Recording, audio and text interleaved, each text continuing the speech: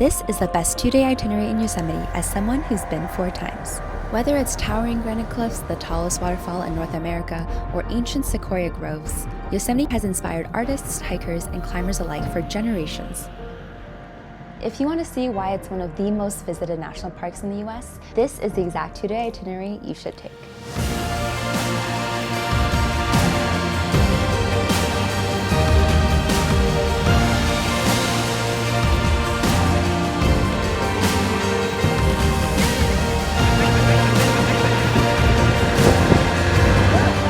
Before we get into it, this itinerary is both for first-timers or anyone who only has a weekend but still wants to see the best that the park has to offer. Now, it does move quickly. You're going to be getting up early, driving a lot, hiking a lot, but I guarantee to you by the end of it, you'll definitely feel like you really experienced the park. And if you're not a hiker, stay until the end. I'll give you some great alternatives that I guarantee will pack a punch. I've been exploring California on the weekends for the last 3 years on a mission to bring adventure back into my life. And if you're also looking to do the same, subscribe and hit that notification button so you can follow along on the next adventure. So here's the game plan. Day 1 is all about the most iconic waterfalls. Day 2 will take you up the granite cliffs.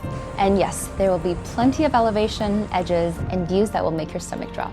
My suggestion is to base yourself in or near Yosemite Valley both nights, so you don't have to deal with driving into the park before parking fills up, or trying to catch the shuttle. Start day 1 on the Mist Trail, one of the most iconic hikes in the park. You'll pass Vernal Fall first, then push up to Waterfall if you've got the legs for it. Round trip to Waterfall is about 7 miles and 2,000 feet of elevation. Now, this is not an easy hike, but I guarantee to you it's stunning and it's worth every step. This hike gets you right up next to the waterfall, close enough that you're probably going to want a rain jacket. The mist hits you before you even see it, and by the time you're climbing the stone steps along Vernal Fall, you're basically walking through a massive sprinkler. As you might imagine, the stairs can get really slippery, especially in spring and early summer, so take it slow and wear proper trail shoes with good grip. Alternatively, you can take the John Muir Trail as a detour. It's longer, but there's no slippery stairs on this one, and it's just as gorgeous.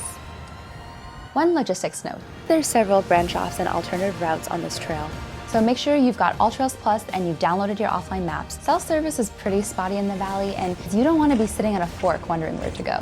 For lunch, head to the Yosemite Valley food court near Yosemite Lodge. Get the meatball sandwich. I know it sounds simple, but trust me, just get it. After lunch, take the easy 2-mile stroll over to Mirror Lake. The hike is fairly flat, and if you're going during the spring, you'll catch the reflection of the granite cliffs in the water. It's the perfect easy hike after your 7-miler in the morning. Wrap up day 1 at Tunnel View for sunset. It's a classic for a reason, with El Cap on the left, Half Dome in the center, and Bridal Fall on the right. Get there 20 to 30 minutes early, find your favorite spot, and bring some snacks. It's going to be a good sunset. Day 2 starts with the hardest hike of the entire trip, Upper Yosemite Fall. It's nearly 7 miles round trip with about 2,700 feet of elevation gain, so it's called Upper for a reason. But the view from the top, with the entire valley spread out below you, is one of those scenes that doesn't fit in a computer screen.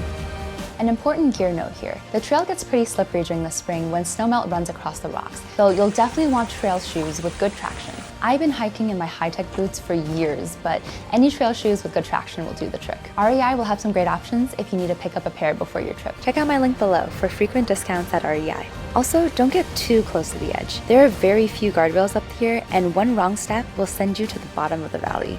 Yikes. After you come down, walk the easy 1-mile trail to Lower Yosemite Falls. You've seen it from the top, so now it's time to appreciate it from the bottom. You'll probably also need a raincoat for this one. It's an easy, flat trail, a nice contrast after the morning climb, but the waterfall definitely will spray you. And now, time for lunch at Pizza Deck. The pizza here has absolutely no business being this good, but it just is. With outdoor seating, the fresh valley air, and a great view of Half Dome, it's the perfect spot for a hearty meal. In the afternoon, head out to Taft Point. Once again, there are no guardrails. You walk straight up to a fissure in the granite with a straight drop of over 2,000 feet. You can peer over the edge if you're brave enough. You're going to be staring straight into the bottom of the valley. Another good reminder for good trail shoes. Go slow, respect the edge, but absolutely go. So at this point, you've seen some of the best Yosemite has to offer, but trust me when I say there are still so many spots you haven't seen yet. So if you have some extra time or want to swap out a few of the hikes, here are a few optional add-ons. If it's summertime and the roads are open, Glacier Point is definitely worth the drive. It gives you the same Half Dome view from above. Alternatively, you can head south to Mariposa Grove for the giant sequoias. Walking among trees that are literally thousands of years old is a whole experience in and of itself. If you're looking for some quieter options, check out Tulum Meadows or Hetch Hetchy for beautiful alpine landscapes that are just stunning in the summer. And if you're not a hiker, you can still have an incredible Yosemite trip. Swap in some of these viewpoints and easy access spots instead. Glacier Point, as mentioned, for one of the best panoramic views in the park. Tunnel View for that classic Yosemite shot. Various points in the valley, including Valley View, El Capitan Meadow, Cook's Meadow, Vernal Fall, and more for open valley views. And of course, Mirror Lake and Lower Yosemite Falls are easy, longer walking trails. You'll still experience the scale, the waterfalls, the beauty that Yosemite has to offer, just without the big hikes. And now, important logistics notes. Make sure you book your accommodations way in advance. Yosemite fills up fast, especially May through August. Now, Yosemite no longer requires timed entry permits this year, just the standard entrance fee. That also means Yosemite will be very busy, so arrive early in the valley if you can and avoid major holidays. Parking in the valley is limited, and the lots fill up by mid-morning in peak season, so get there early. Plus, getting there early means better light, fewer people, better everything, really. As mentioned, be sure to download offline maps as service can be spotty. You can get my link for 30% off All Trails Plus below. And if you're visiting multiple national parks this year, the America the Beautiful Pass is absolutely worth it.